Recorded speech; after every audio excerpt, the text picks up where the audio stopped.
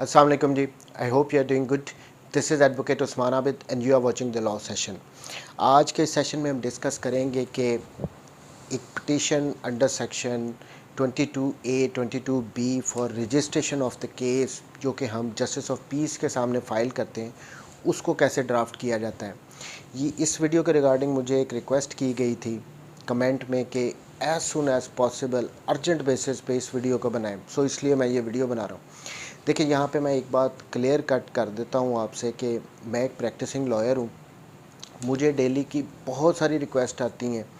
कोई कहता है कि सीपीसी पे वीडियो बनाएं, सीआरपीसी पे वीडियो बनाएं, एंटी टेररिज्म एक्ट पे वीडियो बनाएं, बैंकिंग लॉ पे वीडियो बनाएं, या फिर अब कल मुझे एक और कमेंट आया था कि जी अपील्स पे वीडियो बनाएं।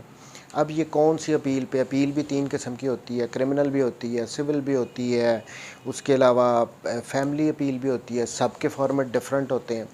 सो अब कहने का मेरा मतलब ये है कि देखें, जितना मेरे से पॉसिबल होता है मैं उतनी वीडियोस बनाता हूँ। मेरी कोशिश होती है कि जितनी रिक्वेस्ट आए मैं उन सब पे वीडियोस बनाऊँ।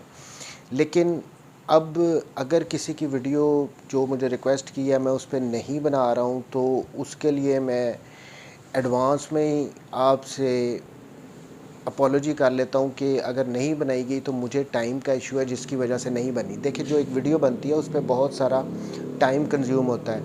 पहले उस वीडियो को रिकॉर्ड करना होता है, उसके बाद फिर एडिट करना होता है, उसके बाद कहीं जाके उसको अपलोड करना होता है, रेंडरिंग वगैरह पे बहुत टाइम लगता है।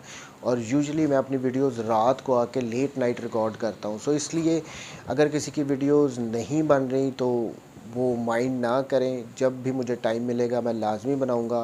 आगे वैसे ही हमारी हाई कोर्ट्स की छुट्टियाँ आ रही हैं तो उसमें मैं ज़्यादा वीडियोस बनाऊँगा। एनी हाउ, आज के टॉपिक की तरफ आते हैं कि एक जस्टिस ऑफ पीस को फॉर रजिस्ट्रेशन ऑफ एफआईआर हमने जो पिटीशन दायर करनी होती है उसको ड्राफ्ट कैसे करते हैं। सबसे पहली बात है, हम जस्टिस ऑफ पीस के पास पिटीशन उस वक्त दायर करते हैं, जो प्रोसीजर है वो ये है कि आपने सबसे पहले for the registration of FIR एक एप्लीकेशन देनी होती है एसएचओ कंसर्न पुलिस स्टेशन को। अब वो कैसे ड्राफ्ट की जाती है उसके रिगार्डिंग मैं ऑलरेडी एक वीडियो बना चुका हूँ, आप उसको जाके देख सकते हैं। डिटेल में मैंने बताया कि जो एप्लीकेशन एसएचओ को देनी होती है वो कैसे ड्राफ्ट करते हैं। उसके बाद अगर वो एफआईआर आपकी रजिस्टर नहीं करते तो आपको एसपी कंप्लेंट सेल के पास जाके एप्लीकेशन फ़ाइल करनी पड़ती है कि जी एसएचओ साहब मेरी एफआईआर दर्ज नहीं कर रहे।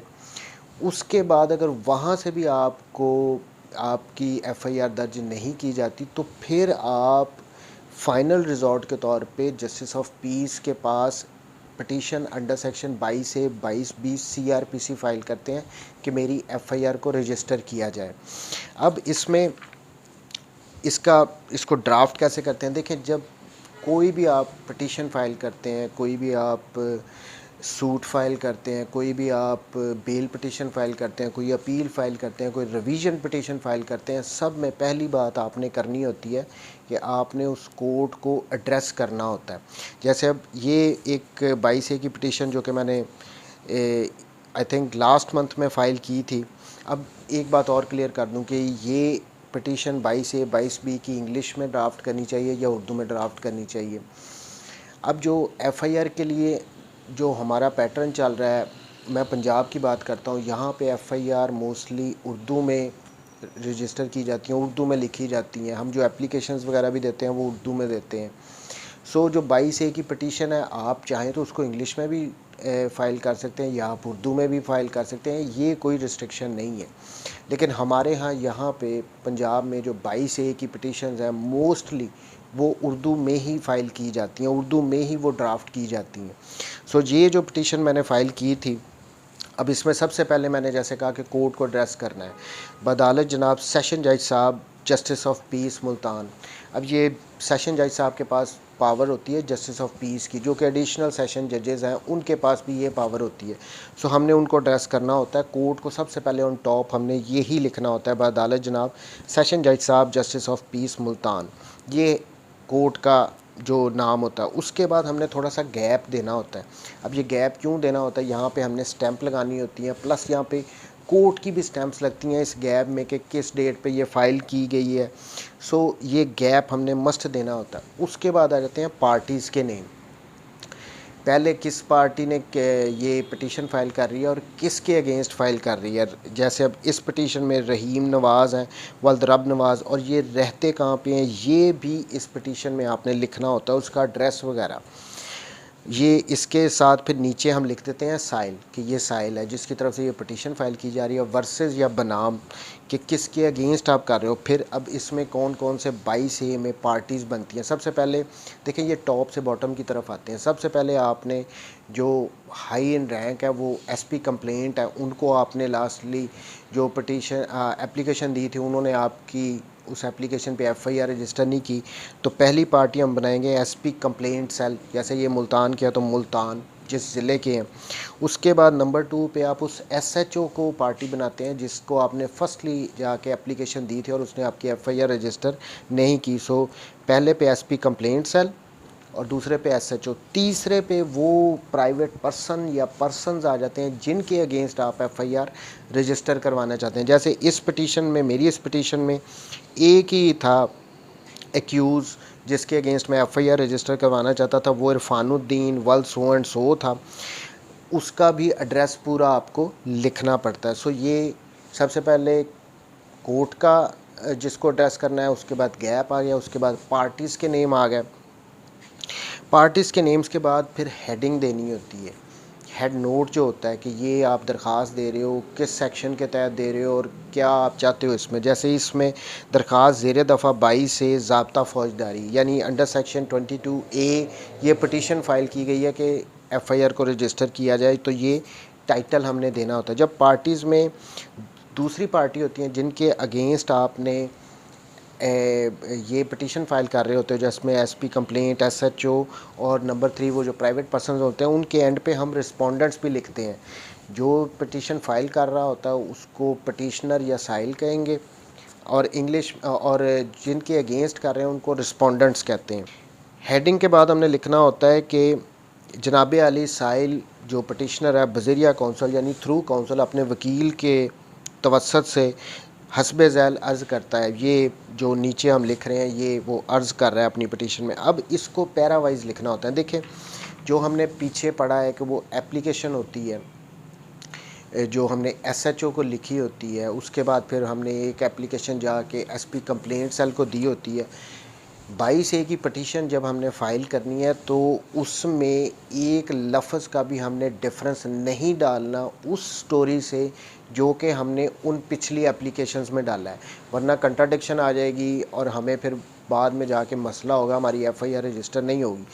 सो जो आपने स्टोरी जो भी है, जो भी अक्रंस आपके साथ हुई है, जो भी आपके विटनेसेस हैं, उसमें टाइम एंड डेट जो कुछ भी पहली एप्लीकेशन में जो एसएचओ को लिखी है वो और जो एसपी कंप्लेंट को लिखी है, इन तीनों में कोई डिफरेंस नहीं आना चाहिए। वो ही डिट्टो कॉपी हमने यहाँ पे पूरी स्टोरी लिखनी होती है, एक वर्ड भी हमने इधर उधर नहीं करना होता।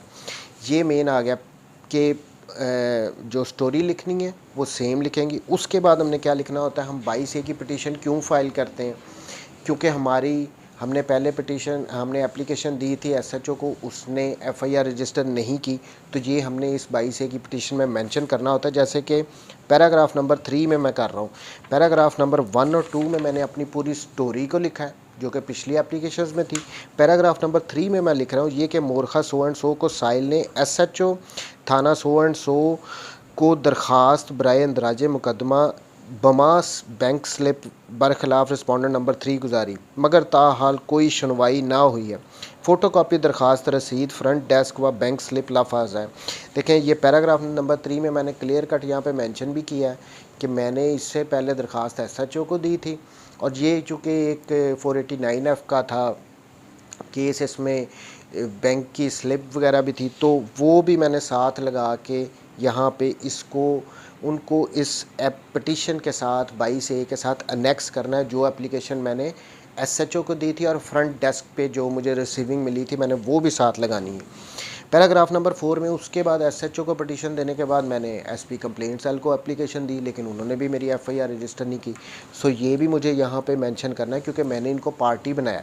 पैराग्राफ नंबर 4 में ये कहा कि ये कि मोरखा सो एंड सो को साहिल ने SP complaint cell respondent number 1 को दरख्वास्त बराए इंदराज मुकदमा बमा बैंक स्लिप्स बरखिलाफ रिस्पॉन्डेंट नंबर 3 गुजारी, मगर ताहाल कोई सुनवाई ना हुई है। फ़ोटो कापी दरख्वास्त लफाज है। सो कहने का मतलब ये है कि जो 22A की पटिशन में जो हमने एप्लीकेशन दी थी एसएचओ को, वो हमने नेक्स्ट करनी है, प्लस जो फ्रंट डेस्क से हमें उसकी रिसीविंग मिली वो हमने नेक्स्ट करनी है। इसके साथ साथ फिर हमने एसपी कंप्लेंट सेल को जो एप्लीकेशन दी वो हमने नेक्स्ट करनी है, और जो वहाँ से रिसीविंग लगी है मिली है वो भी हमने साथ लगानी है। ये हमने मेंशन ज़रूर करना है क्योंकि जो प्रोसीजर है हम आप उसको बता रहे हैं कोर्ट को कि हम तो जी पूरा प्रोसीजर अडॉप्ट करके हैं, लेकिन उन्होंने हमारी एफआईआर नहीं रजिस्टर की। अगर हम ये नहीं लिखेंगे तो जैसा आप स्ट्रेट अवे कहेंगे कि जाओ पहले एसएचओ को दरख्वास्त दो, पहले आप जाके एसपी कंप्लेंट सेल के पास जाओ, अगर वो भी एफआईआर नहीं रजिस्टर करते तो फिर मेरे पास आओ। स्ट्रेट अवे पहली डेट पे आपकी ये पटिशन खारिज हो जाएगी अगर आपने ये ना लिखे और ये साथ नेक्स्ट ना किए,